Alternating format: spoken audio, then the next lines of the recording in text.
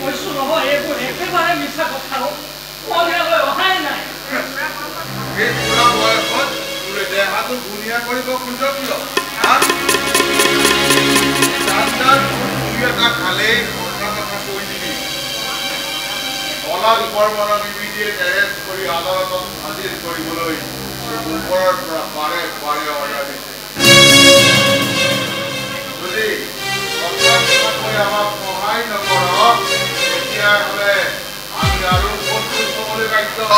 হেৰি ইন্সপেক্টৰ মোৰ ছোৱালীক কোনোবাই বিধৱা কৰিলে হত্যাকাৰীক ধৰিবলৈ মই বা মোৰ ছোৱালীয়ে আপোনালোকৰ ওপৰত জোৰ জুলুম কৰাকে নাই এই কেছটোক লৈ আপোনালোক কেলে ইমান লাগি আছেনো তহঁতে আমাক ইমান জোৰ জুলুম কৰিব নালাগে নহয় মাৰ্ডাৰ কেছৰ অপৰাধীক আইনে ইমান সহজে সাৰি যাব নিদিয়ে যদি তাক আমি ৰেহাই দিওঁ কাইলৈ যদি কি আকৌ ওলাই আৰু এটা মাৰ্ডাৰ কৰে তাৰ ৰিস্ক কোনে ল'ব আপোনালোকে ধৰকগে যাওক ঘৰখনক আৰু জ্বলাবলৈ নাহিব এটাৰ পাছত এটা কৰি জোৰ চুকাই গোটেই ঘৰখন জোৰোৰা কৰি পেলাইছে ছোৱালীজনীক বিধৱা কৰিয়ে ভগৱান শান্ত নহল এইবাৰ আকৌ তাই কলংকিনী সজালে ইয়াৰ পাছত বা আকৌ কি আছে চৰিত্ৰ ভাল হলে এইবোৰ কথা কেতিয়াও নোলাই বুঢ়া তইতো তোৰ ছোৱালীক পহৰা দি ৰখা নাই হা জুইৰ কাষত যদি মম থাকে মমটো গলিবই প্ৰিন্সিপালৰ দৰে এটা লম্পটক যদি এইখন ঘৰত খাই দিয় এনেকুৱা ঘটনা ঘটাটো এটা সৰু কথা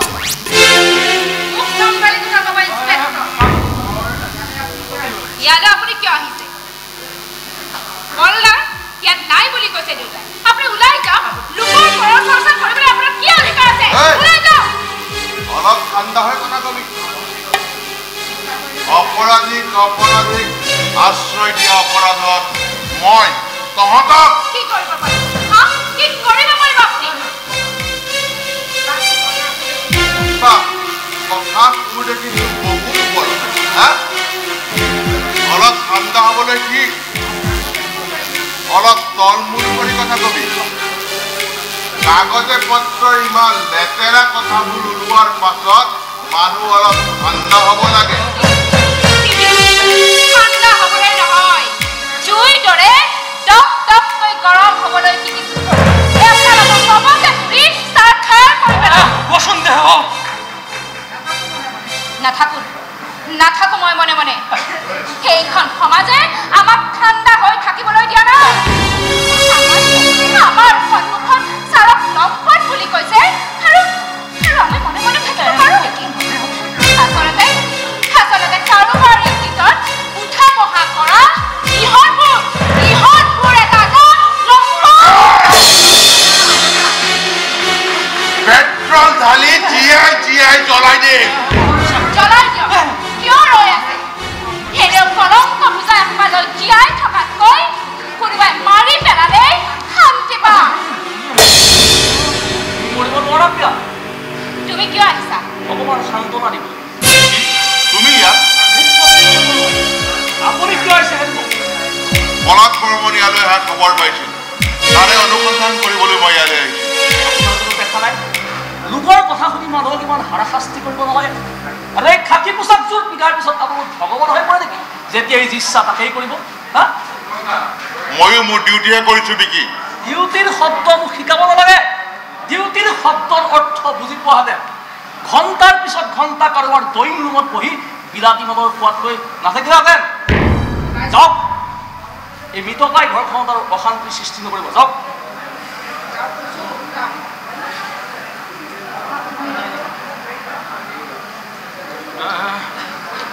হঠাৎ তুমি ইয়ালৈ এনেকৈ আচৰিত হৈছে নহয় হোৱাটো স্বাভাৱিক কাৰণ সৌখিনিলা এইখন ঘৰলৈ অহা বিকি আৰু আজিৰ বিকিৰ মাজত বহুখিনি পাৰ্থক্য সলনি হৈছোঁ দুৰ্গা কাই অনুশোচনাত ভুগি নিজকে সলনি কৰিবলৈ বাধ্য হৈছোঁ তুমি ঘৰৰ কথা কৈছিলা নহয় এতিয়া কৈছিলোঁ ছাৰৰ আপ্ৰাণ চেষ্টাত জীৱনটো অকণমান নতুনকৈ গঢ় দিবলৈ শিকিছিলোঁ আজি আকৌ বিপদৰ মাজত সোমাই পৰিলোঁ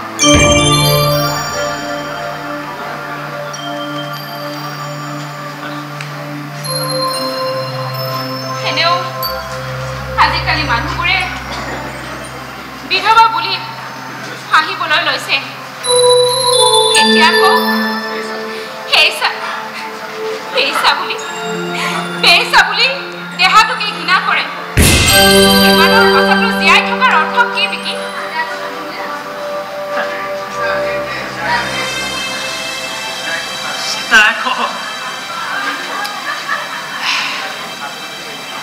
সীতা এখন সাঁচো বুলি ভাবিছো একেখন সীতাতে বাপে জীয়েক দুয়ো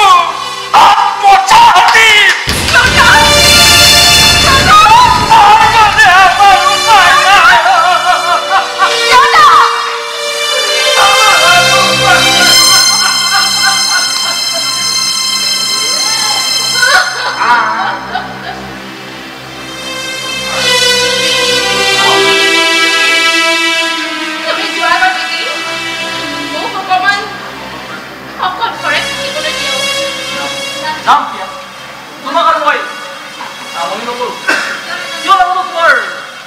নিসংগ জীৱনৰ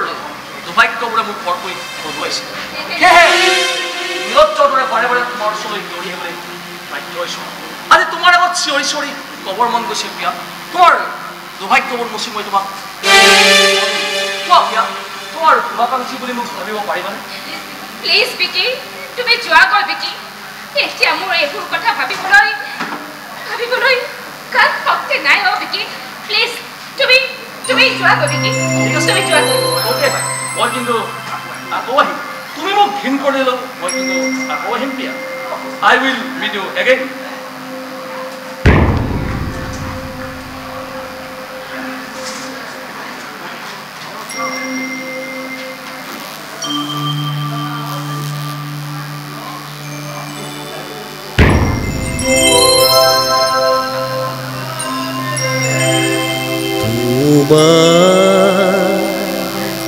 মৰমে মোৰ দেহ আপুনি ইয়ালৈ আহিছিলোঁ এটা কামত হঠাৎ বিকিক তোমালোকৰ ঘৰত সোমোৱা দেখি বিকি কিয় আহিছে বিয়া ফটো কৰিবলৈ জ্বলা জুইত ঘিউ ঢালি আমাৰ পৰা সুবিধা ল'বলৈ মই কিন্তু জুই নুমুৱাবলৈ অহা যেনহে পালোঁ তাৰমানে নহয় মানে বিকিক আজিকালি বৰ ভদ্ৰ ল'ৰা যেন লাগে ভদ্ৰ ল'ৰাই হ'বলা হলা গছ দেখিলে বাগি কুঠাৰ মাৰিবলৈ এই বিপদৰ সময়ত সি সহানুভূতি নেদেখুৱাই মোৰ প্ৰতি প্ৰেম আদায় কৰিবলৈ আহিছিল এনেকুৱা সুন্দৰ সুযোগ আৰু নাহিবও পাৰে তুমি তাক য়েছ বুলি কোৱা আপুনি কি অভদ্ৰ মানুহৰ দৰে কথাবোৰ কৈছে ৰ'ব বিয়া ভদ্ৰ অভদ্ৰ এইবোৰ পিছৰ কথা মানুহে সময়ত মাৰিব লাগে তোমাৰ এপাত ফলে যদি কাৰোবাৰ শান্তি দিব পাৰে তেনেহ'লে সেই পাত ফল নিক্ষেপ কৰাটো তোমাৰ প্ৰধান দায়িত্ব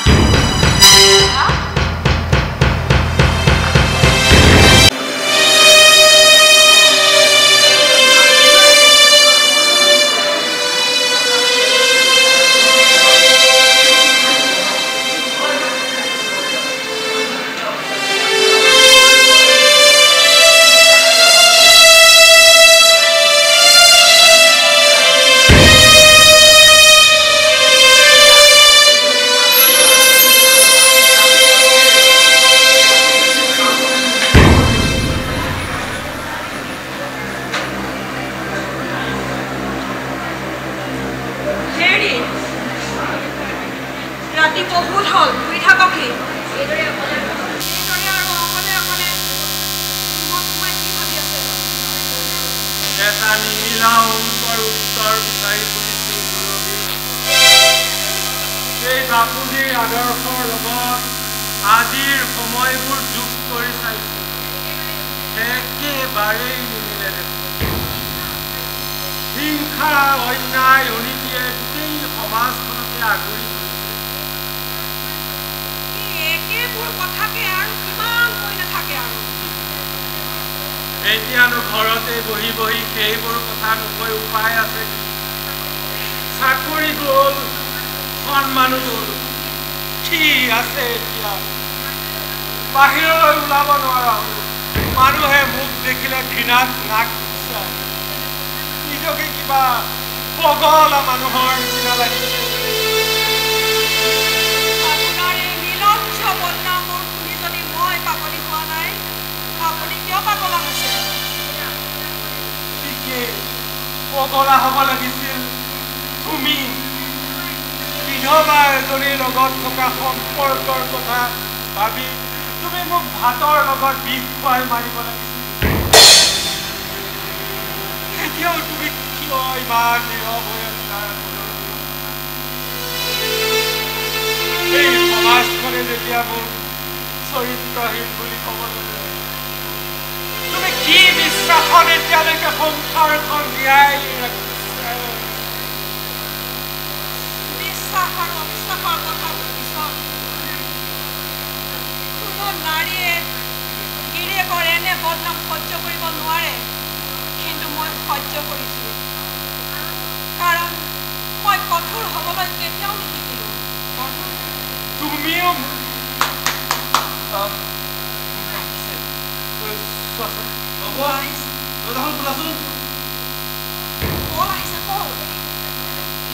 কল আহিছে ৰবা ৰবা তুমি দৰজাখন খুলি নিদিবা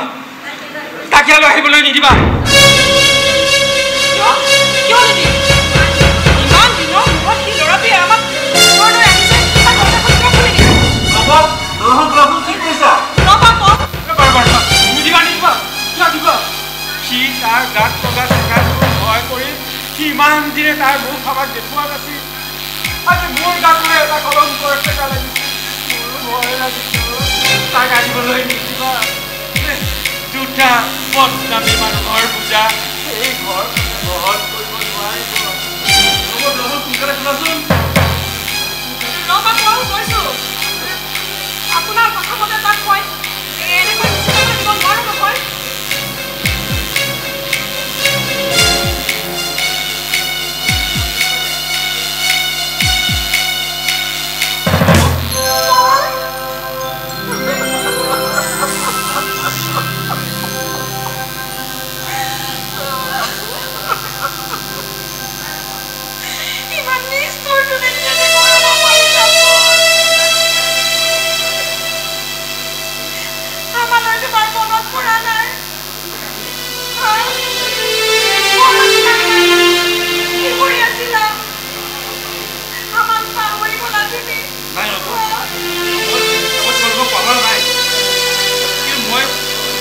কেনেকৈ আছিলো এতিয়া মইহে জানিছো দাদা মোৰ খবৰ একো নুসুধিলা যে মোৰ ফালে এবাৰ ঘূৰি চোৱাচোন ঘৃণা লাগিছে নহয় এতিয়াতো মোক সকলোৱে হত্যাকাৰী বুলিয়ে জানে চোৱাচোন দাদা মোৰ ফালে এবাৰ ঘূৰি চোৱা পাৰা যদি বিচাৰি তোমাৰ দৈত্য দানৱক ভস্ম কৰাৰ দৰে তোমাৰ দৃঢ় দৃষ্টিৰে মোকো ভস্ম কৰি পেলোৱাচোন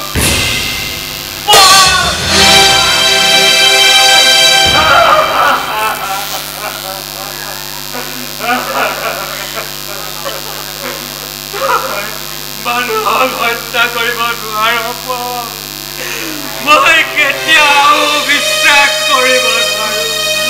মই বিশ্বাস কৰিব পাৰো না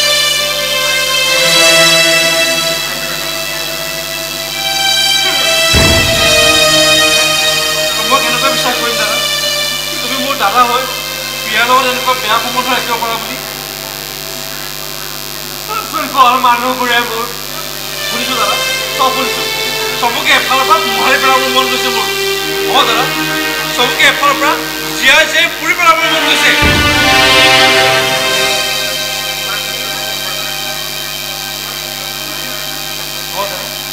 তোমাৰ চৰিত্ৰত কলংকৰ দাগ লগোৱাবোৰক মোৰ এফালৰ পৰা জীয়াই জীয়াই পুৰি পেলাবৰ মন গৈছে হেৰ পাগল সেইবোৰ নকৰিবি কিয় নকৰিবি এতিয়া তুমি শান্ত হৈ আছা যিজন বাপুজীৰ আদৰ্শক খামুচি তুমি জীৱন কটাইছা সেইজন বাপুজীৰ আত্মাই তোমাৰ এই অৱস্থা দেখি ডিঙি কৰিছে দাদা লাভ নাই দাদা লাভ নাই এনেকৈ তলমূল কৰি থাকে আৰু লাভ নাই এইবাৰ মই কি কৰোঁ তুমি চাই থাকা হ'ব তুমি যে কাষত আছা মই পাহৰিয়ে গৈছিলোঁ মোৰ বৰ ভোক লাগিছে নব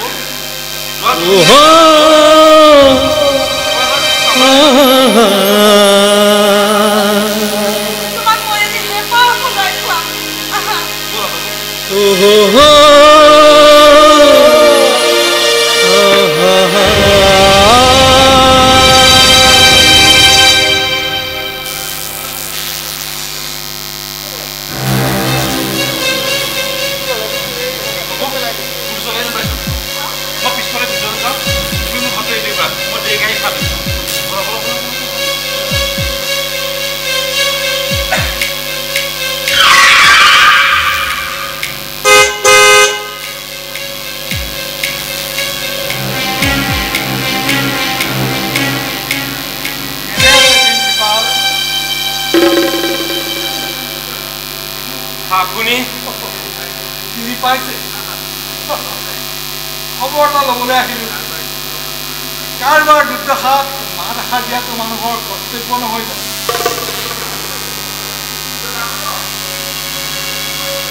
এইকণ মানৱীয় গুণ থকাৰ বাবে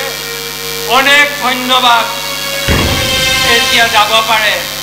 ইমান ৰাতি মই কাৰোৰে লগত কথা পতাৰ ইচ্ছা নাই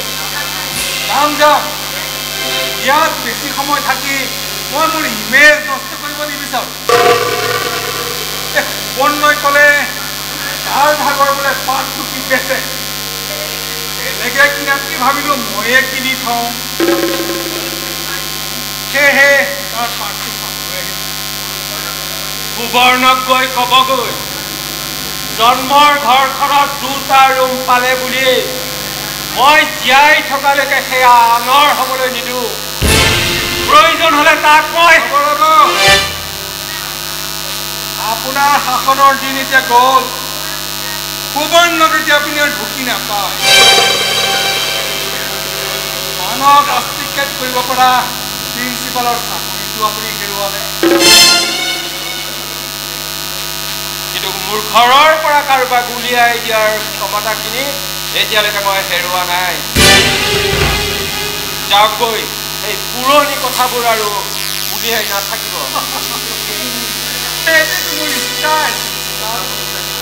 শুকাব খোজা ঘাঁহডোখৰ খুচৰি মই বৰ ভাল পাওঁ মনত আছে এইখন ঘৰৰ পৰা আপুনি এদিন মোক অপমান কৰি খেদি পঠিয়াইছিল মোক কেৰেক্টাৰলেছ বুলি গালি পাৰিছিল ক'ত গ'ল আপোনাৰ সেই জন্ম অহংকাৰ আপোনাৰ কেৰেক্টাৰ চাৰ্টিফিকেট এতিয়া মানুহৰ মুখে মুখে বৰ দুখ লাগিছে এদিন মোৰ মুখলৈ চাই আপুনি খুৱাইছিল আজি আপোনাৰ মুখলৈ চাই হাজাৰজনে খুৱাইছে আৰু এষাৰ নক'ব মোৰ গাত যে কলংকৰ পূজা আপুনিয়ে লগাই দিছে সেয়া আৰু মোৰ বুজিবলৈ বাকী নাই আপুনি মোক মিছাতে সন্দেহ কৰিছে বুজিছে এইবোৰ ফাল্টু কামত সময় নষ্ট কৰিলে মোৰ কি গৰজ কৰিছে কওকচোন সত্য কথা এটা কোনোবাই প্ৰচাৰ কৰিছে এতিয়া শুনিবলৈ টান কৰিলে নহ'ব চাকৰিটো হেৰুৱালে কি কৰি খাব এতিয়া বলক মানে যদি মোৰ অফিচতে চাকৰি এটাত সোমোৱাই লওঁ চৰিত্ৰত দাগ থাকিলেও টেলেণ্টেড মানুহ চৰিত্ৰ কথা ক'ব আহিছোঁ তহঁতৰ চৰিত্ৰত গুণ ধৰিব পাৰে দাদা কথা নকবি জিভা কাটিব পদৰীয়া ডেকা আহি ঘৰতে সোমাই আছে লবি মই ব্যৱস্থা কৰি আছো মই থ মই দে মোবাইল বহাই দিলে খাবি কৰিলে তোক মই এই ঠাইতে মাৰি পেলাব পাৰোঁ কিন্তু ঘৰখনলৈ আকৌ এটা নতুনকৈ পূজা ৰাখি দিওঁ দাদা তোৰ পোহনীয়া পুলিচ বাহিনী কৈগৈ সময় থাকোঁতে এই বল পৰ্বত ধৰি পেলাওক নহ'লে একেলগে কিমান তাক হত্যা কৰিম তই হিচাপ ৰাখিব নোৱাৰিবি ঠিক আছে তোমাকৰ ব্যৱস্থা মই কৰি আছো দাদা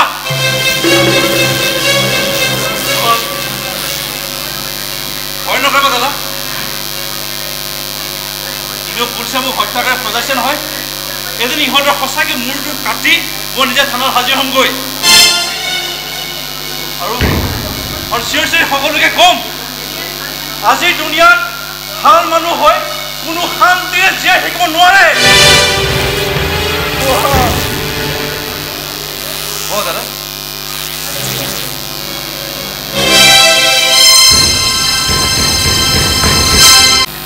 এদিন তোমাক কাষত পাবলৈ মনীয় হৈছোঁ আজি চোৱা তোমাৰ কাষত দিল খোজ কৰি কথা পাতিব পাৰিছোঁ হাঁহিব পাৰিছোঁ আৰু তুমি যে মোৰ প্ৰেমক কেনেকৈ স্বীকাৰ কৰিবা মইতো ভাবিবই পৰা আৰু এদিনটো তুমি মোক চালকে সত্য কৰিব কথাবোৰ আৰু নুলিয়াবা চৰি দিয়া আগৰ কথা পাত ব'লা না ক'ৰবাত ক'লৈ যাবা কোৱা কেনেকৈ আৰু ঘৰত কিমান সোমাই ক'লৈ যাবা কোৱা শ্বিলং মুম্বাই দাৰ্জিলিং কোৱা কলৈকো নাযাওঁ দিয়া কি কোৱা কেতিয়াবা সুবিধা পালে গোটেই পৃথিৱীখন ঘূৰাৰ কথা চিন্তা কৰিম এতিয়া তুমি যোৱা দেউতা আহিব সময় হৈছে যাম ৰ'বচোন ইমান ভয় কথা মই তোমাৰ ঘৰত কি এনজয় কৰিব বিচাৰোঁ তুমি যদি এইদৰে ঘৰত সোমাই থাকা তেনেকৈ হ'ব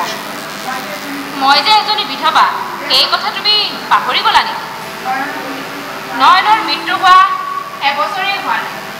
আৰু এতিয়া যদি মই তোমাৰ লগত ঘূৰা ফুৰা কৰোঁ মানুহে মোক কি বুলি ক'ব আৰে বাদ দিয়া সেই মানুহৰ কথা বিধৱাই প্ৰেম কৰিব নোৱাৰে তুমি পাগল হৈছা পাগল হৈছোঁ তুমি পাগল কৰিছা মোক য়েছ তুমি আৰু তোমাৰ ৰূপে মোক পাগল কৰিছা নালাগে ইউ আৰ অনলি মাই লাভ মাজনী কি হৈছে ল'ৰাটোৰ মুখত ইমান নিৰ্লজ্জ কথাবোৰ শুনি থৈ মনে মনে থাকিলে যায় নাই নাই তই মোক দেউতা বুলি নামাতিবি তহঁতৰ কথাবোৰ বাহিৰৰ পৰা মই চব শুনিছো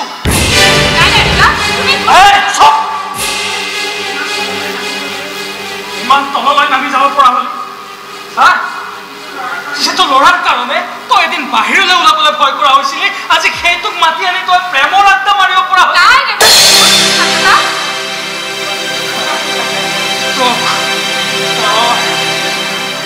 চোৱা ৰবা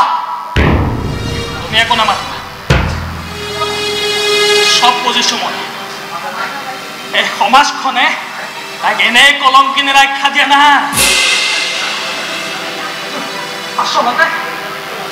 আচলতে তাৰ চৰিত্ৰত যে দাগ আছে আজি মই হাতে হাতে প্ৰমাণ পালো আৰু তোমাৰো চৰিত্ৰৰ সংশোধন কৰিব পাৰিছা বুলি ভাবিছিলো মই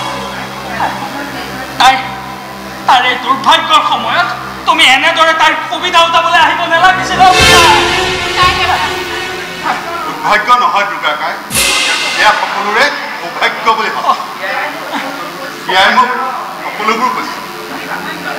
তুমি বাধা নিদিবা দুৰ্গাকাই চাবা সকলোৰে শান্তি কি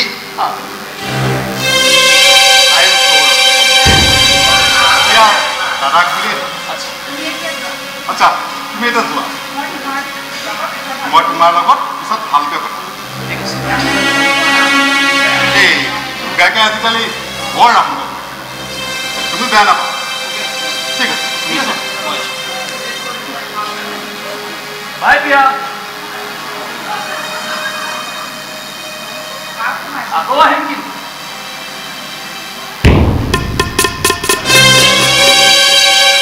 সোমাইছে সৌৰভ পাপ সোমাইছে এই গোটেই ঘৰখন পাপত ডুবিছে আৰু এই পাপীয়ে মোৰ নাক কাণ চব কাটিবলৈ ওলাইছে মানুহে ঘৃণাত নাক কোচায় এতিয়া আৰু এটা কলংক তাই চপাব খুজিছে ইমান নীলা চল নেতা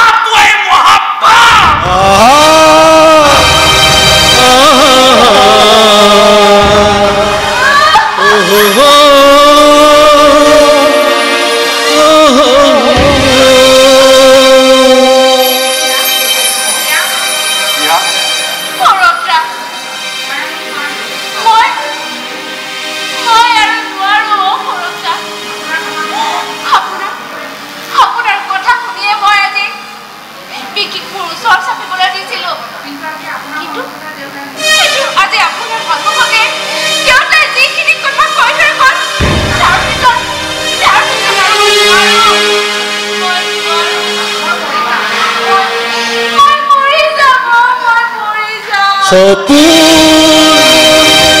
হেৰাই যায় কোনেও নজনাকে হাঁহি হেৰাই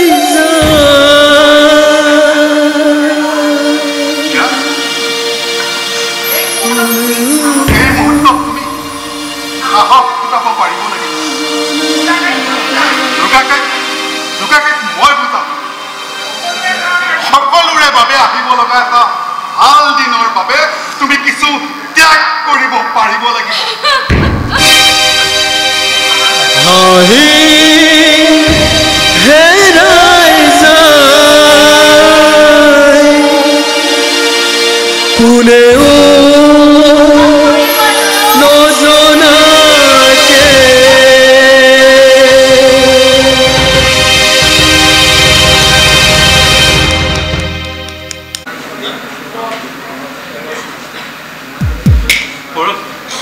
মই ধৈৰ্য ধৰিব নোৱাৰিছো ঘৰত কিমান দিন মই এনেকৈ পলাই ফুৰিম কওক দাদাৰ অৱস্থা চাচোন পৰিস্থিতিৰ ওচৰত কেনেকৈ ভাগৰি পৰিছে এই সময়ত দাদাৰ ওচৰত থাকি মই অলপ সান্তনা দিব লাগিছিল কিন্তু পুলিচৰ ভয়ত মই আহিব নোৱাৰো এইবোৰ চিন্তা কৰি কৰি নমজনে বিশ্বাস কৰিছে পাগল হৈ গৈছো মই নাথাকিলেও তাৰ বাইদেউৰ কাষত মই আছো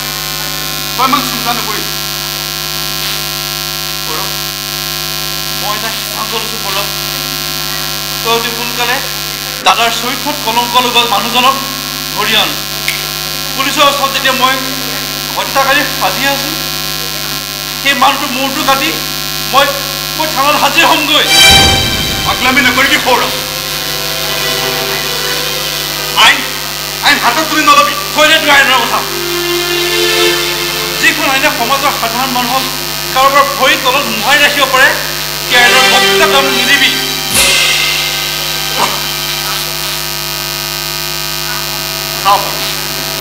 তই যদি এনেকৈ অধৈৰ্য হ তেনেহ'লে কিহৰ কাৰণে তই হাবিয়ে জংঘলে পলাই ফুৰিছিলি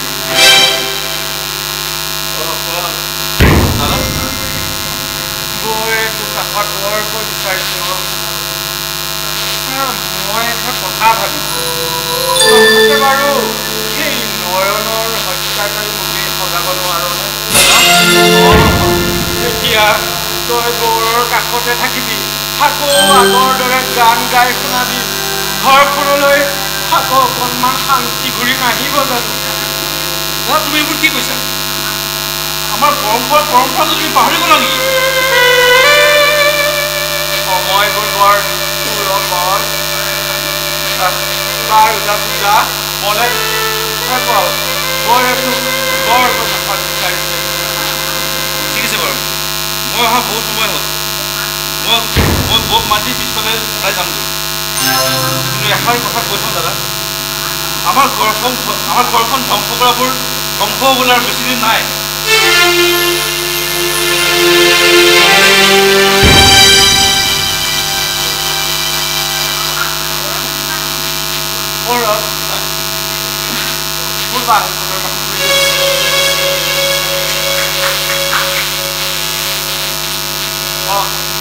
তই আহিলি যে মোৰ ইয়ালৈ অহাৰ ইচ্ছা নাছিল সেয়েহে ফোন এটা কৰি তোমাৰ খবৰ ল'ম বুলি ভাবিছিলোঁ কিন্তু কানেকশ্যন নাপায়হে মই ইয়ালৈ আহিব লগা হ'ল কানেকশ্যননো আৰু এতিয়া ক'ত পাবি ঘৰখনৰ অৱস্থাটো এতিয়া আগৰ দৰে নাই চাকৰিটো যোৱাৰ পৰা ঘৰখন চলিবলৈকে টান হৈছে ফোনৰ বিল দিব নোৱাৰাৰ কাৰণে চাগে লাইনটো কাটি দিলে তই যে একো নকলি তোমালোকৰ এই দূৰৰ অৱস্থা দেখি ইয়ালৈ মই খবৰ ল'বলৈ অহা নাই মাথো আহিছোঁ মোৰ এই বস্তুবোৰ ঠিকে আছে নাই তাকে চাবলৈ তই জানো যাওঁতে সেই ৰুমৰ দৰজাত তলা লগাই থৈ যোৱা নাছিলি অভাৱত থাকিলে মানুহে তলা ভাঙি বস্তু লোৱাটো ডাঙৰ কথা নহয় দাদা কলি শুনা মই কালিলৈ গাড়ী এখন আনি ইয়াৰ পৰা গোটেই বস্তুখিনি মোৰ লৈ যাম আৰু মই মোৰ পাৰ্টটো মই বিক্ৰী কৰিম বুলি ভাবিছোঁ তোমাক জাষ্ট খবৰটো দিবলৈহে আহিছোঁ জন্মৰ ঘৰখন বেছি লাখপতি হোৱা মানুহ সুখে মই দেখিছোঁ হ'ব দাদা তোমাৰ এই লেকচাৰবোৰ শুনাৰ এতিয়া মোৰ ইমান ধৈৰ্য নাই নালাগে শুনিব মইতো এতিয়া ধুনীয়াৰ এটা আৱৰ্জন পাৰজনী তই এবাৰ মোৰ লগ চাই আছো মই এইকেইদিন উঠিবই পৰা নাই এই সৌৰভে কেইটামান টেবলেট আনি খুৱাইছো তই ভালকৈ চাই চিতি অকণমান প্ৰেছক্ৰিপশ্যন এখনকে লিখি থৈ যা মোৰ এতিয়া সেই কাৰোবাৰ বেমাৰ চাই থাকিবলৈ সময় নাই দাদা আৰু এটা কথা কওঁ নবৌৰ বেমাৰটো এনেই হোৱা নাই তোমাৰ এই চৰিত্ৰৰ অধপতন দেখিহে নবৌ আজি বেমাৰ হৈছে নিজেই ট্ৰিটমেণ্ট কৰি সুস্থ কৰি ল'বা আৰু মোৰ কথা ভাবি লাভ নাই দাদা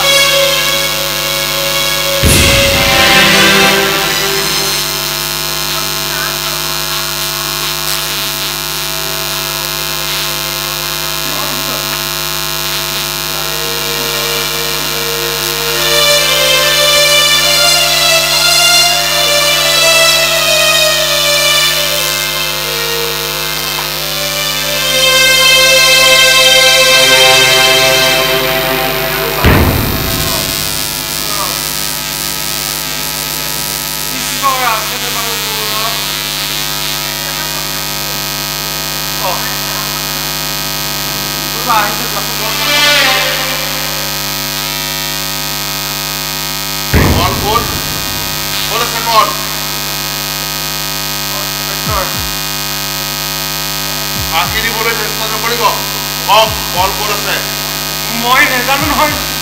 নাজানে কেতিয়া জানিব লকআপৰ ভিতৰত সোমাই 3rd ডিগ্ৰী এপ্লাই কৰাৰ পাছত ঠিক আছে বলক থানালৈ বলক আপোনাৰ লগত কিছুমান কথা ইয়াতে এই কথাবোৰ পাতিব নোৱাৰিম ইন্সপেক্টৰ কৈছোঁ নহয় থানালৈ বলক নহ'লে আমি আৰু কঠোৰ হ'ম কিয় মাতিছে গৈ আছে ইন্সপেক্টৰ এইখন ঘৰৰ শুভাকাংক্ষী হিচাপে মই আপোনাক এষাৰ কথা কৈ থওঁ গোটেই পৃথিৱীখনে এই মানুহজনক অপমান কৰিলেও এখেত মোৰ বাবে বৰ সন্মানীয় ব্যক্তি এই সন্মান অটুট ৰাখি মানুহজনক সোনকালে ঘূৰাই পঠালে ভাল পাওঁ নহ'লে আপোনাৰ এই খাকী পোচাকযোৰ খুলি পেলাবলৈ মোৰ বেছি সময় নালাগিব What nonsense! Yes! I am Saurabh Bhadurja.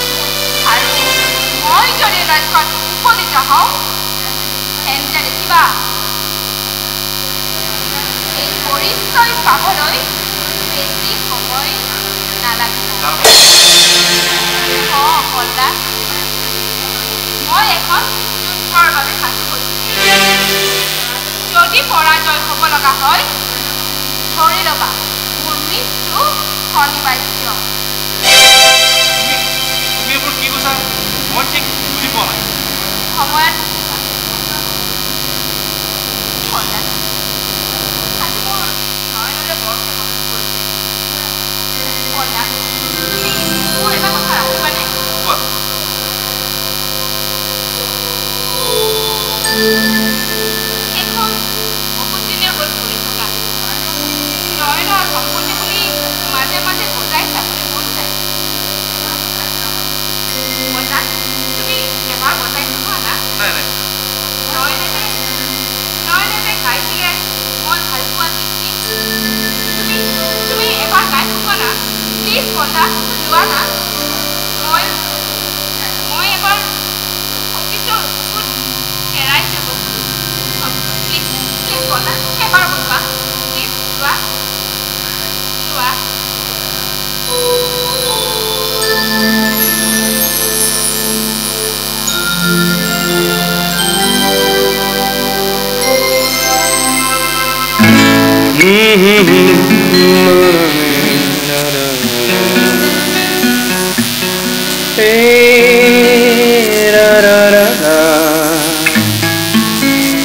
ফুলে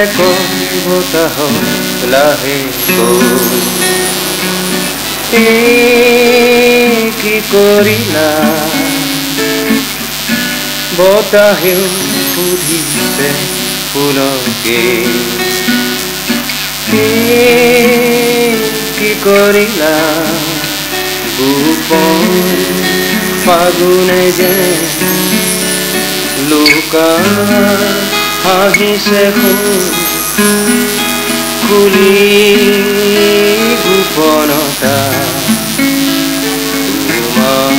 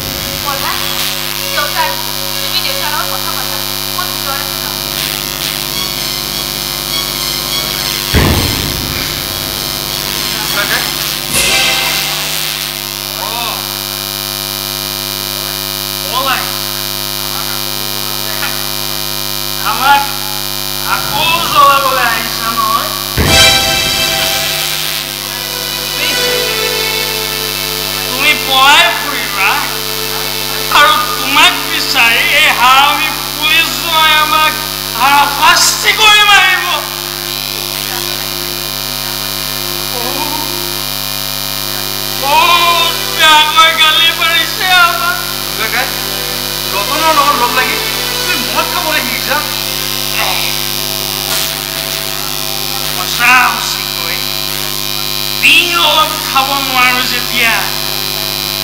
মদ খাই মোৰে মগজু মই ঠাণ্ডা কৰিব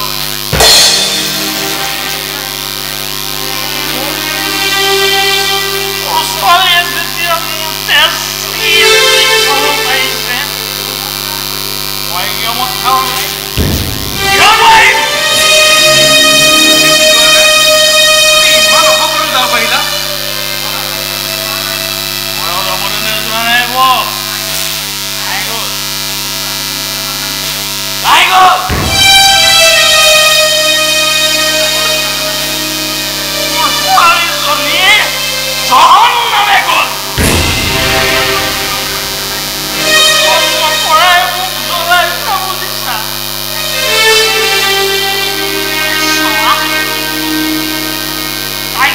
মই জন্মৰ পিছতে একো চেপি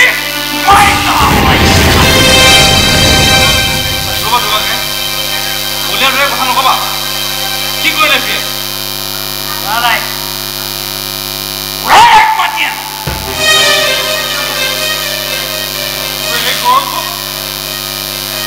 এই ঘৰখনক আৰু তাই ইমান বাৰী কৰা পুৰা লাইট মাতি আছে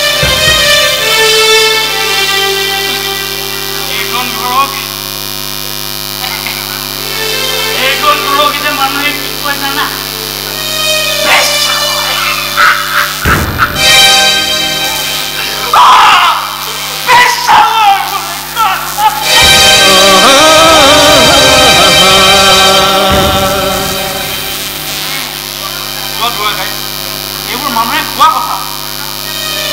প্ৰতি তুমি নিজেতো ধ্বংস হৈছাই আৰু বিয়াকো মাৰি পেলাব খুজিছা নিজৰ ছোৱালীজনীৰ ওপৰত তোমাৰ বিশ্বাস নাই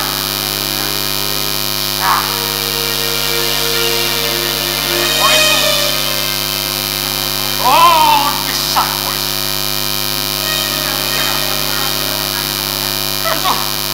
বিকি নামৰ সভ্য ল'ৰাটো অৱশেষে তাই মোক ঘৰৰ মজিয়াত বহি চাই প্ৰেমৰ আত্মা পাৰিব পৰা হ'ল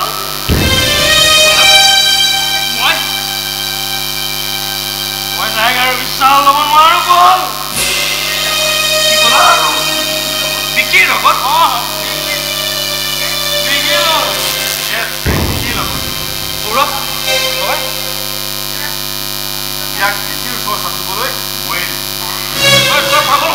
পাগল মই হোৱা নাই পাগল হৈছে বিকি ইয়াৰ প্ৰেমত পৰি সি পাগল প্ৰয়োজনক ইয়াৰ শান্তি পাবলৈ সি জীৱন দিবলৈ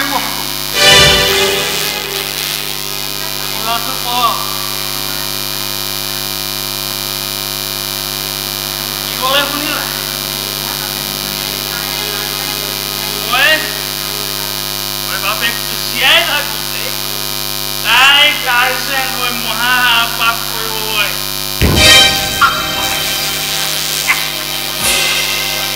ৰবা পাপ পুণ্যৰ বিচাৰখন আজিয়ে তুমি নিজে দেখিবা নহয় তোমাক মই অৱস্থাত সকলো বুজাই এতিয়া চোৱা তুমি অলপ আৰাম কৰা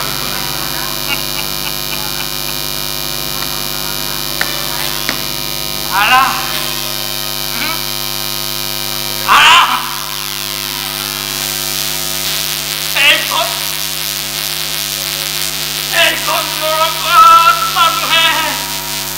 আৰামত থাকিব পাৰে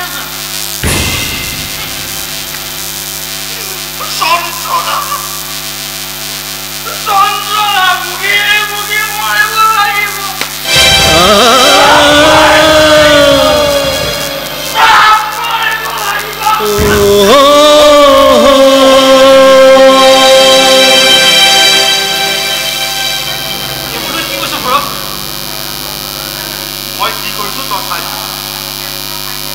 আজি খেলখনৰ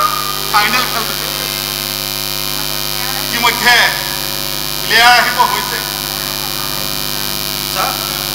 মোৰ কথা মই একো জানে তই মোক ইয়ালৈ কিয় মাতিছিল মই সেইটো কওঁ খেলখনৰ দৰ্শক প্ৰয়োজনত মই মানুহক অলপ সহায় কৰিম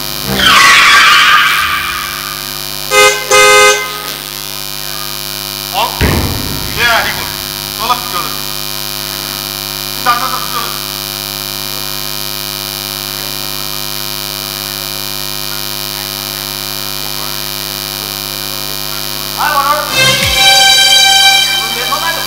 নাই নাই আমাৰ চব ঠিকেই আছে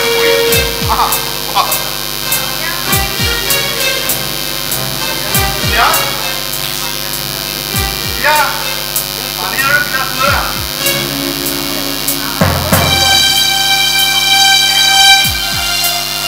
মানে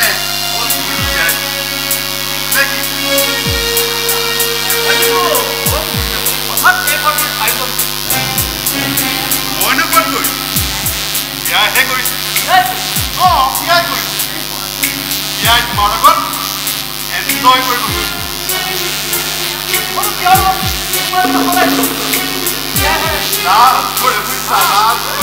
তাতে সমাজৰো কথা আছে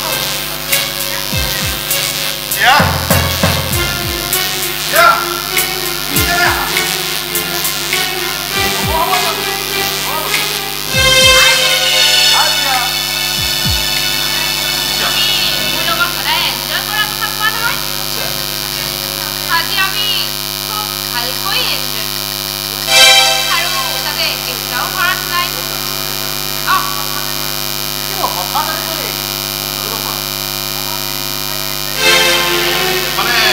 অলপ যদি মিক্স নকৰোঁ এনজয় কেনেকৈ কৰিম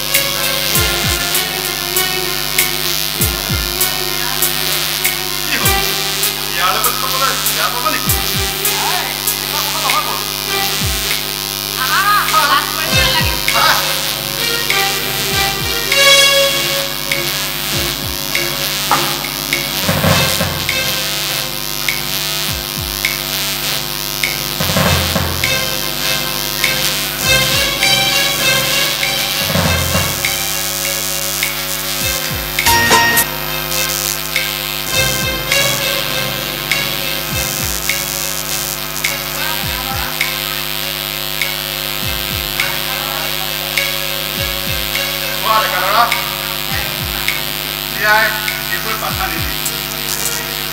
আজিকালিতো বায়ুত জানো দেখিবলৈ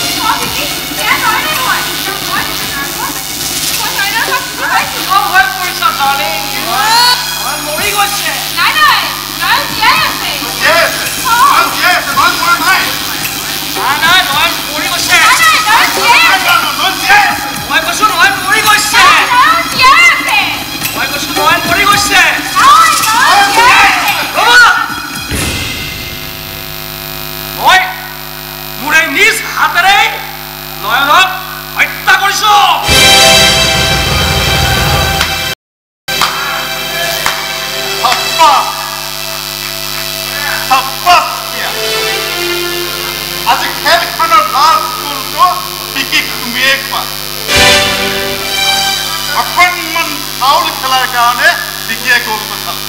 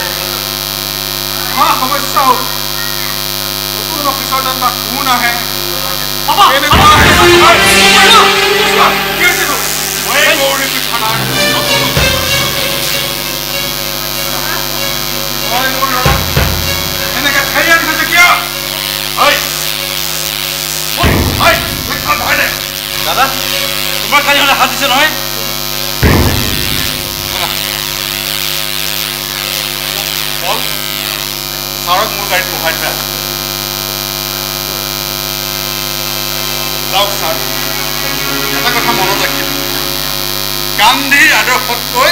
আজিৰ সমাজ ব্যৱস্থাৰ বহুত পৰিৱৰ্তন হ'ল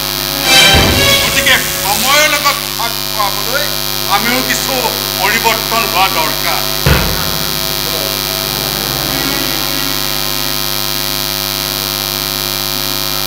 ইন্সপেক্টৰ এইজন মানুহৰ সন্মানৰ আঘাত লগাকৈ কোনো কাম নকৰিবলৈ মই আপোনাক সকীয়াই দিছোঁ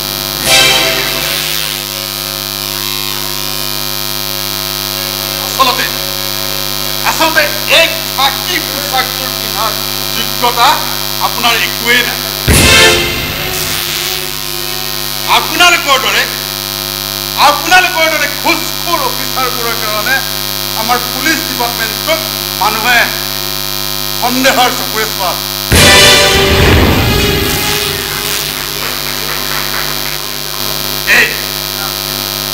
এই অৰ্জুন প্ৰসাদ চলিহাৰ লগ লাগি আপুনি সমাজৰ কিমান অন্যায় কাম কৰিছে ইতিমধ্যে তাৰ হিচাপ ওলাই গৈছে আপোনাৰ সাসপেনশন অৰ্ডাৰ অলপ পিছতে বাহিৰ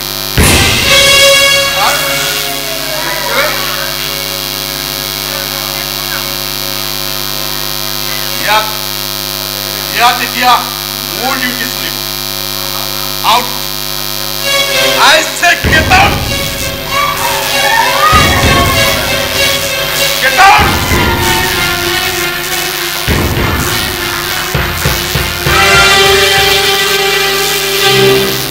Hey, Police Inspector! Power দেখুৱাইছে নহয় মই এতিয়াই হোম মিনিষ্টাৰলৈ ফোন কৰি আছো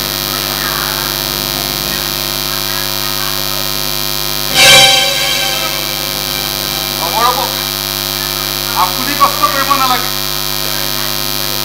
অলপ পিছত মই নিজে ফোন কৰি যাম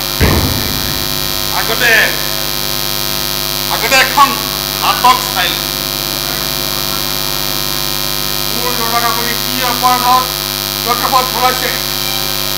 যিটো অপৰাধত আপোনালোকে পলক ধৰিবলৈ দৌৰি ফুৰিছিল সেই অপৰাধ নয়নক হত্যা কৰাৰ অপৰাধ পুলিচৰ ভয়ত বল গৈ মোৰ কাষত থাকে মই জানো সি এই কাম কেতিয়াও কৰিব নোৱাৰে তাক সহায় কৰিবৰ কাৰণে ওপৰ মহলত বহুত লিখা মেলা কৰি মই এইখন থানালৈ ট্ৰেন্সফাৰ লৈ তই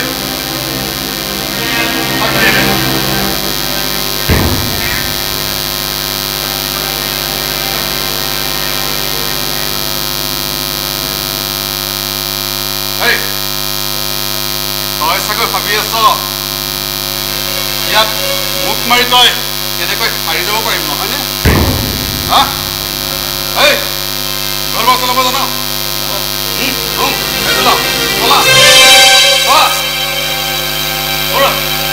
কি কৈছে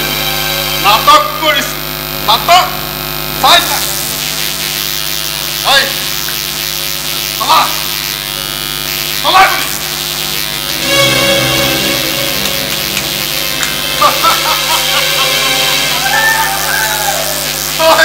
Musliman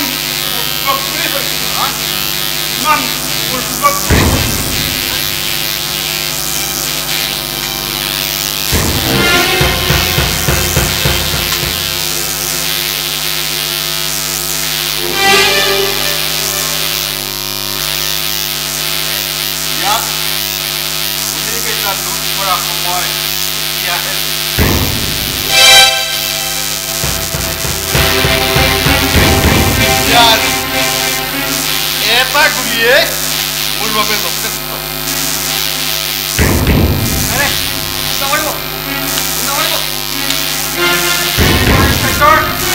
কি কৰে মোৰ ৰঞ্জিত কিবা হয় মই কিন্তু আপোনাক শুনাই দিলো মই দিছো জানো টকাৰ জোৰত যেতিয়া আপুনি দেশৰ আইনখন নিজৰ হাতৰ মুঠিত ৰাখিব পাৰে আপোনাৰ ল'ৰাৰ গাত হাত দিয়াৰ অপৰাধত সেই আইনৰ জৰিয়তে মোকো আপুনি জীৱ ঢালি দিব পাৰে।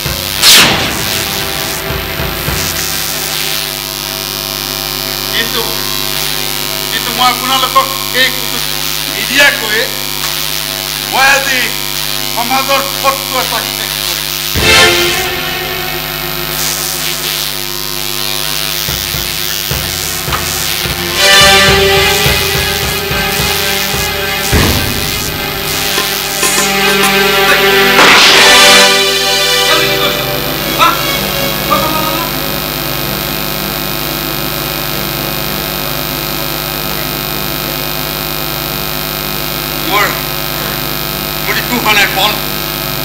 মই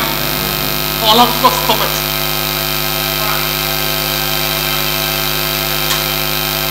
এই ৰিভলভাৰটো বিকিৰ হাতত তুলি দিছিলো তাৰ ফিংগাৰ প্ৰিণ্টটো ল'ব।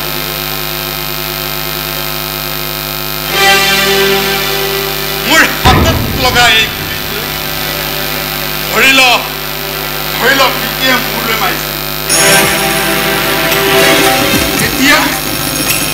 এতিয়া আইনৰ চকুত মই নিজক বচাবলৈ বিকিৰ কুলাংগাৰে তাক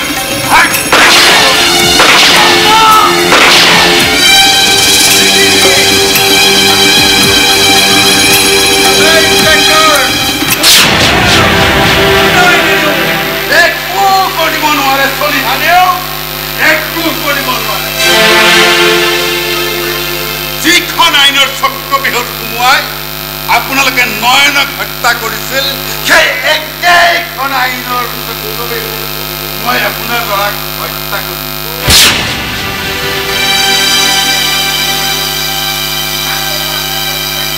ইমান শক্তি আছে প্ৰয়োগ কৰি মোৰ ওপৰত আইনৰ অপৰাধী সজাওক।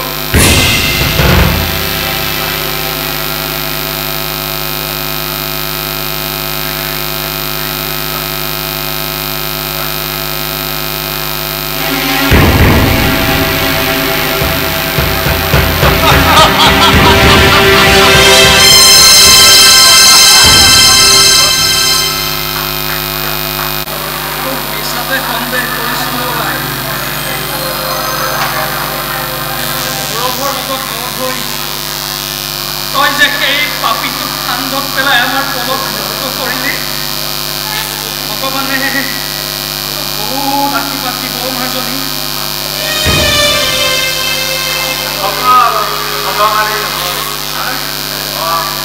মই তোমাক তুমি যাতে সুখী হোৱা।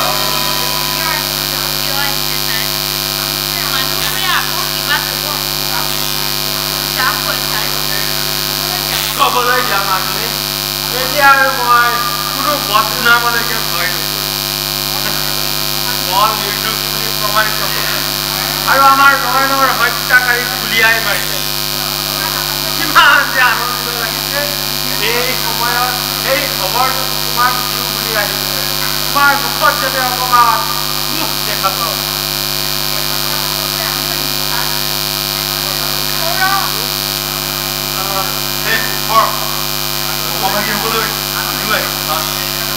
তোমাৰ অশেষ ধন্যবাদ গৌৰৱ। তোমাৰ কাৰণে আজি আমাৰ মন মুক্ত হ'ল। কিন্তু তোমাৰ হাতখনহে বন্ধুৰ কাৰণে এইখন কৰা একো ডাঙৰ কথা নহয় ছাৰ। মোৰ হাতখনৰ এই সামান্য আঘাতে যদি অৰ্জুন প্ৰসাদৰ দৰে মানুহৰ বতৰত আঘাত আনিব পাৰে তেনেহ'লে এয়া মোৰ জীৱনৰ ডাঙৰ কথা। আপুনি সফলতা অৰ্জন কৰিছে অকল আপুনিয়ে নহয়, এইজন প্ৰিন্সিপালৰ মহান গৰাকীয়েও মোৰ ক্ষমতাক পৰাজিত কৰিছে।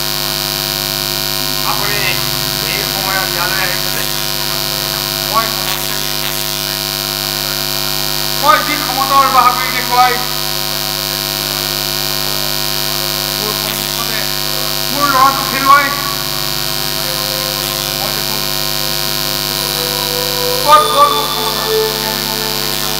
এদিন মই আপোনাৰ ভাগ্যলিপিৰ কথা কৈছোঁ, মনত আছে। এয়াই আপোনাৰ ভাগ্যলিপি বুলি ধৰি লওক ময়ো আপোনাক ভাগ্য লিখিব পাৰোঁ বুলি কৈছোঁ সেয়েহে আপোনাৰ ভাগ্যত এটা বদনাম লিখি আপোনাৰ কলেজৰ নাইট চকীদাৰটো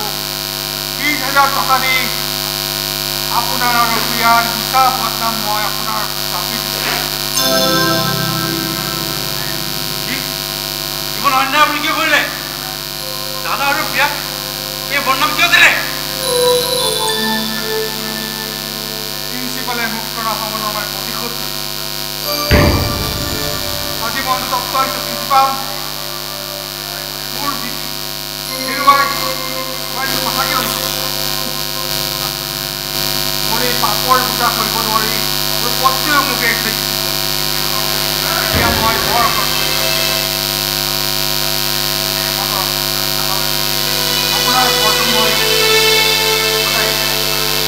আপোনাৰ দৰে জালৰ এটা কোনো সময়যোগ্য নহয় মানুহক ক্ষমা কৰি দিয়াটো আমাৰ বংশৰ পৰম্পৰা সেই কথাটো তই পাহৰি এটা কথা ভাবি আজি দুখ লাগিছে আপুনি আপোনাৰ ভুল স্বীকাৰ কৰি মোক বদনামৰ পৰা মুক্ত কৰিব বিচাৰিছে ঠিকেই এবাৰ যেতিয়া মানুহৰ গাত বদনামৰ ঠেকা লাগি যায় সমাজখনত বিয়পি পৰে তেতিয়া আপুনি কাক কিমান সঁচা কথাটো যদি দুজনে জানে আন 10 জনেতো মোক চৰিত্ৰহীন বুলি ভাবিয়েই থাকিব যাওক আপুনি যাওক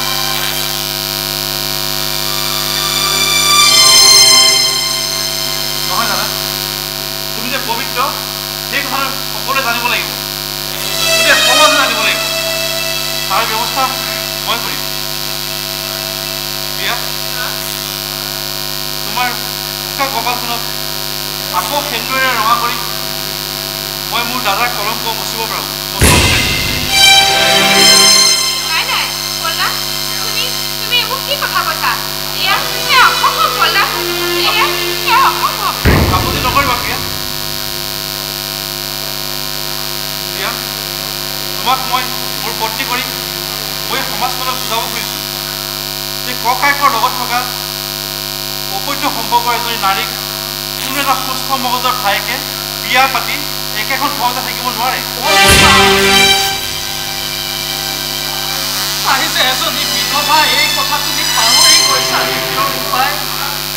বিধৱা হ'লেও বিয়া এজনী তেজ মঙহৰ নাৰী এজন পুৰুষে যদি আঙুলিৰে 10জনী ছোৱালীক কিয় সেন্দুৰ দিব পাৰে তে এজনী নাৰীয়ে তেওঁৰ স্বামীৰ মৃত্যুৰ পিছত দ্বিতীয়বাৰ কিয় বিবাহ কৰিব নোৱাৰিব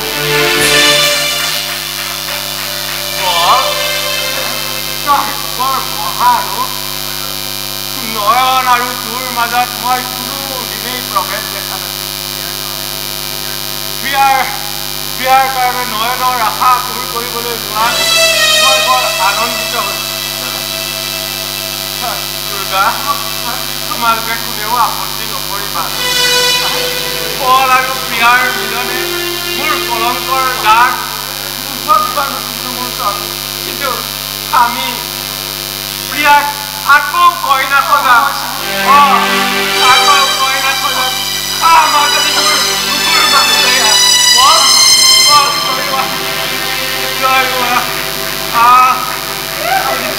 আনন্দৰ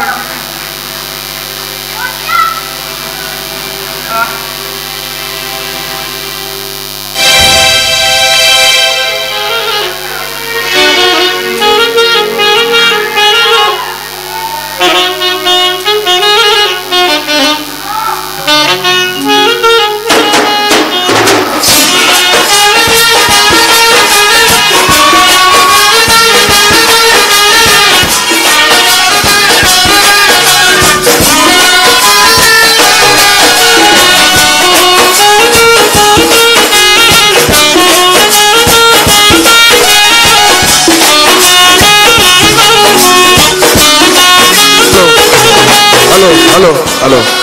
ধন্যবাদ সকলোৰে চিনাকিটো এবাৰ দিব বিচাৰোঁ মই দীপোজ্জ্বল ৰাজখোৱা OC গগৈৰ নাটকৰ ভাওত অভিনয় কৰিছিলোঁ আমাৰ ডাইৰেক্টৰ মহোদয় অকল অনুগ্ৰহ কৰি সন্মুখলৈ কেপ্টেইন অফ দ্য শ্বিপ জাহাজৰ মেইন নাবিকজন আমি সকলোৱে এফালৰ পৰা নিজৰ চিনাকি দি যাম। নমস্কাৰ, মোৰ নাম ৰক্তিম বৰা, মই চিপাহী কেৰেক্টাৰটো কৰিলোঁ। নমস্কাৰ, মোৰ নাম মহেন্দ্ৰ বৰা, মই স্মাৰক। নমস্কাৰ, মোৰ নাম পিংকু হাজৰিকা, মই একচুৱেলি আমন্ত্ৰিত অতিথি ইয়াত। যদি ভুল হৈছে ক্ষমা কৰিব আৰু যদি ভাল হৈছে আশীৰ্বাদ কৰিব। নমস্কাৰ, মোৰ নাম শিৱানী দেৱী, মই পূৰবী বৰ্মনৰ অভিনয়ত অভিনয় কৰিছোঁ। নমস্কাৰ, মই অন্তৰা বৰা, মই বিনীতা চৰিত্ৰটো অভিনয় কৰিছিলোঁ। নমস্কাৰ, মই ৰাতুল বৰা, পলাশ বৰ্মন ওৰফে পল বৰ্মন অভিনয় কৰিছিলোঁ। পল বৰ্মন। নমস্কাৰ, মই লোহিত বৰা ওৰফে ৰতনৰ কেৰেক্টাৰ কৰিছিলোঁ। নমস্কাৰ, যোদ্ধা, এইসকল মোৰ যোদ্ধা, মই নাবিক। যুদ্ধ ক্ষেত্ৰত তেওঁলোক অৱতীৰ্ণ হৈছিল, মোৰ নাওখন মই চলাই লৈ গৈছিলোঁ। কিমান কি ভাল পাইছে নাজানো, কিন্তু প্ৰথম কথা মই এটা কথাই জানো যে জীৱন যুদ্ধত অৱতীৰ্ণ হওঁতে মোৰ সহযাত্ৰীসকলে মোক কিমান দৰে আগুৱাই নিছে সেইটো মই উপলব্ধি কৰিছোঁ।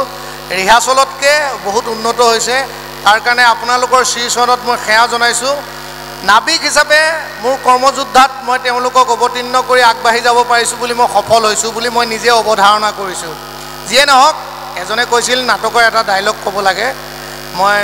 এটা ডাইলগ কৈ দিছোঁ। সমুদ্ৰত নাও মেলা প্ৰত্যেকজন নাৱৰীয়া কিন্তু নাবিক নহয় দিগন্ত। সমুদ্ৰত নাও মেলা প্ৰত্যেকজন নাৱৰীয়াকে যদি তুমি নাবিক বুলি ভাবা তেতিয়াহ'লে তোমাৰ ক্ষেত্ৰত মহা ভুল কৰা হ'ব, কাৰণ সমুদ্ৰত নাও মেলা প্ৰত্যেকজন নাৱৰীয়া কিন্তু নাবিক নহয়। আমাৰ নৃত্য নাটিকাত অভিনয় কৰা আমাৰ সকলো ভাইটি ভণ্টিক আমি মঞ্চলৈ আহিবলৈ অনুৰোধ কৰিলোঁ। নৃত্য নাটিকা আমাৰ ডেন্স গ্ৰুপৰ সকলো ভাইটি ভণ্টি তোমালোকো মঞ্চলৈ আহিব লাগে। নমস্কাৰ, মই মুন শইকীয়া সৌৰভ হাজৰিকাৰ ভাৱত ভাও কৰিছোঁ। এইখিনিতে কওঁ, সৌৰভ হাজৰিকাৰ অভিনয়টো তেখেতে কৰি আছিল। তেখেতৰ দেউতাকৰ অসুস্থতাৰ হেতুকে অনলি ফৰ 4 days ৰিহাৰ্চল কৰি তেওঁ উপস্থাপন কৰিছে। তাৰ কাৰণে তেওঁলোকে আপোনালোকৰ ওচৰৰ পৰা চাপৰি এটা বিচাৰিছোঁ। মইনো কি ক'ম আৰু, চবেই চিনি পায়, মই দিছোঁ, চবেইতো চিনি পাই দিছোঁ, একো কোৱা নাই, কিন্তু নাটকৰ ইয়াত আছোঁ আৰু দিছোঁ। অহা বছৰ আকৌ কৰিম, ভাল লাগিব আপোনালোকে, মই কমেডি কৰিম। নমস্কাৰ, মোৰ নাম সুমন শেখৰ কলিতা, মই অৰ্জুন প্ৰসাদ চৰিহাৰ কেৰেক্টাৰটো কৰিছিলোঁ। নমস্কাৰ, মোৰ নাম বিপুল চন্দ্ৰ নাথ, মই পাঠকৰ ভাওটো আপোনালোকৰ আগত প্ৰদৰ্শন কৰিছিলোঁ। আৰু দুটা কথা ক'বলৈ বিচাৰিছোঁ। আপোনালোকৰ আশীষ নহ'লে আমি একোৱেই নহয়, আমি নিমিত্ত মাত্ৰ। সেয়েহে ইয়াত উপস্থিত থকা সদৌতিলৈ মোৰ সহস্ৰ প্ৰণিপাত। ধন্যবাদ। নমস্কাৰ, মোৰ নাম ৰিয়া গোস্বামী ওৰফে প্ৰিয়া। নমস্কাৰ, মই মানৱেন্দ্ৰ কেওট দুৰ্গেশ্বৰ চকীদাৰ চৰিত্ৰটি ৰূপায়ণ কৰিবলৈ প্ৰয়াস কৰিলোঁ। কিবা যদি ভুল ভ্ৰান্তি হ'ল ক্ষমা কৰিব। ধন্যবাদ ধন্যবাদ ধন্যবাদ ধন্যবাদ সুৰজ দা, আপোনাৰ অবিহনে আমি কেতিয়াও আগবাঢ়িব নোৱাৰিলোহেঁতেন। আপুনি নাইখন বৈঠা মৰাৰ কাৰণে আমি আগবাঢ়িব পাৰিলোঁ। বহুত বহুত ধন্যবাদ। আশীষ বিচাৰিছোঁ অনাগত দিনত যদি আমি আগুৱাই যাব পাৰোঁ আপোনাক আশীষ লাগিব। মই নয়ন চৰিত্ৰটো কৰিছিলোঁ ওৰফে মই নৱনীত ৰাজখোৱা। ধন্যবাদ। নমস্কাৰ, মই ইমৰান হুছেইন মহেন্দ্ৰ বৰ্মনৰ কেৰেক্টাৰটো কৰিছোঁ। কেনেকুৱা লাগিছে সেইটো আপোনালোকৰ বিচাৰ্যৰ বিষয়। মই পঢ়াখিনি দিছোঁৱেই বাৰু, আৰু ভাল কৰিব লাগিছিল, আপোনালোকে আশীৰ্বাদ কৰিব। হয়। নমস্কাৰ, মোৰ নাম মীনাক্ষী হাজৰিকা, মই মীনাক্ষী চলিহাৰ চৰিত্ৰটো কৰিছিলোঁ। ধন্যবাদ। নমস্কাৰ, মোৰ নাম শ্ৰী তিলক চন্দ্ৰ বৰা, মই চিপাহী ৰোলটো কৰিছিলোঁ। চিপাহীত মোচন সিং নাম আছিল। আৰু এটা কথা ধন্যবাদ এটা দিব বিচাৰোঁ আমাৰ মানৱেন্দ্ৰ কেওটলে, লখিমপুৰৰ পৰা সুদূৰ লখিমপুৰৰ পৰা আহি পেলাই আমাৰ মাজত নাটক কৰিছে, মোৰ কথাত ৰাখিলে। বহুত বহুত ধন্যবাদ তোমাক, বৰ ধুনীয়া কৰিলা। ধন্যবাদ। ইয়াৰ লগতে কিন্তু আমি চিনাকি কৰি দিব লাগিব আমাৰ পোহৰ আৰু সংগীত তেওঁলোক দুইজনকে আমি মঞ্চলৈ নিমন্ত্ৰণ জনাইছোঁ হা পংকজ হা আৰু জ্যোতি প্ৰসাদ ক'ত আছা হা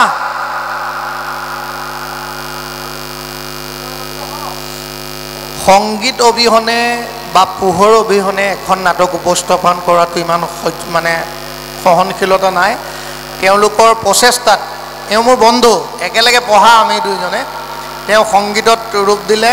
আৰু ৰূপ মানে আমাৰ জ্যোতি প্ৰসাদ ক'ত আছে জ্যোতি জ্যোতি নাই জ্যোতি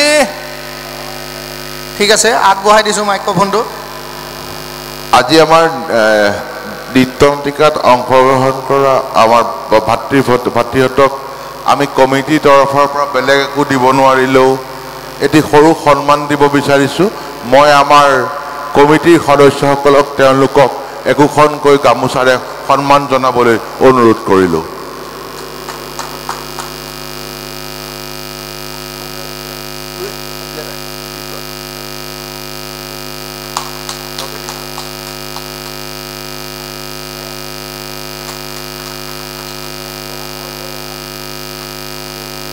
মিংকুক মঞ্চলৈ আহিবলৈ অনুৰোধ কৰিলোঁ মিংকু মঞ্চলৈ আহা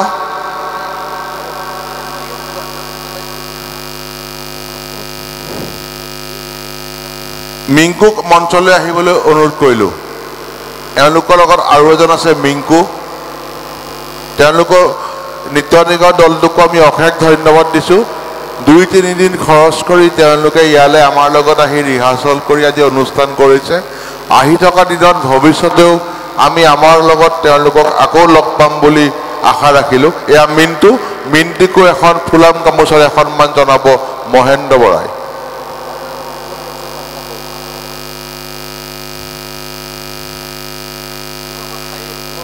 ধন্যবাদ অনাগত ভৱিষ্যতত পুনৰ লগ পোৱাৰ প্ৰতিশ্ৰুতিৰে আজিলৈ আহিছোঁ ধন্যবাদ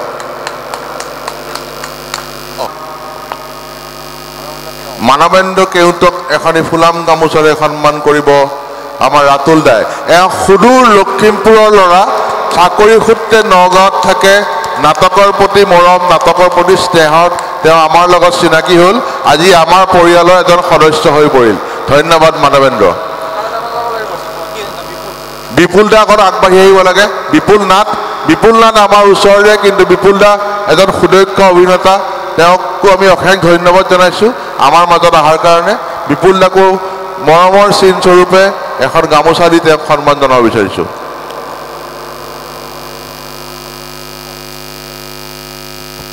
পিংকু হাজৰিকা ডক্টৰ সুবৰ্ণ তেওঁকো আমি নিমন্ত্ৰণ কৰি আহিছিলোঁ মৰমৰ ভাই তেওঁ আমাৰ মাজত আহি ধন্যবাদ আমি